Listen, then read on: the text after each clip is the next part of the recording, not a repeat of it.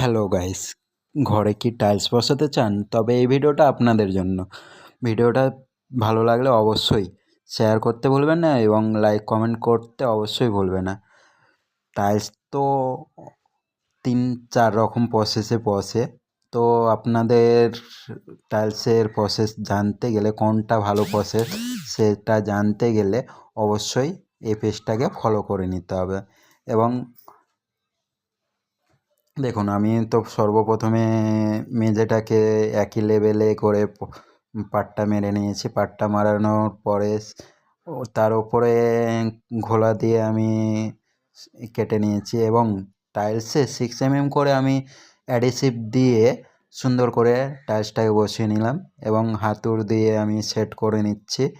হ্যাঁ, সেট করার পরে এবং দেখুন ভাইব্রেশন মেশিনটা অত্যন্ত জরুরি।